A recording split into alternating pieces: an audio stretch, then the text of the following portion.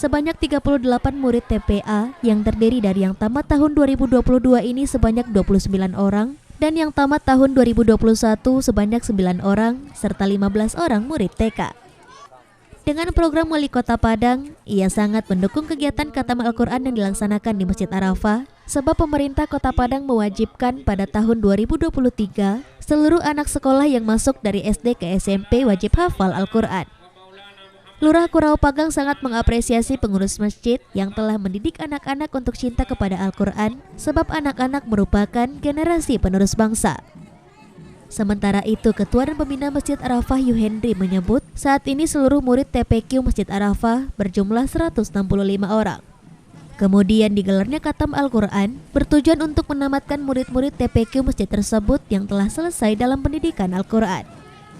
Dalam kegiatan khatam Al-Quran tersebut juga diikuti dengan pawai oleh seluruh murid-murid dari TPQ Masjid Arafah.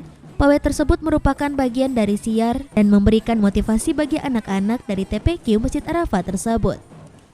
Pawai khatam Quran ini menempuh rute Berok, Berok Siteba, Berok Raki, dan berputar ke Ansarullah dan terakhir kembali ke Masjid Arafah. Anak-anak khatam Quran ini pemerintah juga berharap bagaimana anak-anak kita ini ke depan bisa menguasai Al-Quran sesuai dengan program Pak Wali.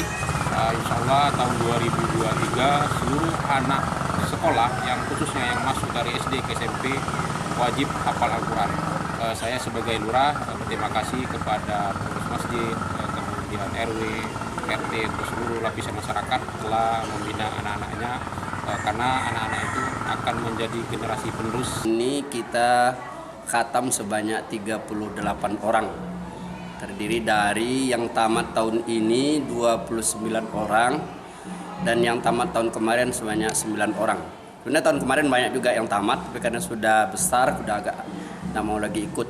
Dan tahun kemarin kita memang tidak khatam karena kita berada dalam kondisi COVID-19. Dalam khatam Al-Quran ini pertama kita mengadakan pawai. Ini untuk syiar dan sekaligus memberikan motivasi kepada anak-anak. Setelah itu nanti kita akan adakan khatam Quran dan disertai dengan doa khatam. Dari Padang, Sumatera Barat, Tim Liputan iNews melaporkan.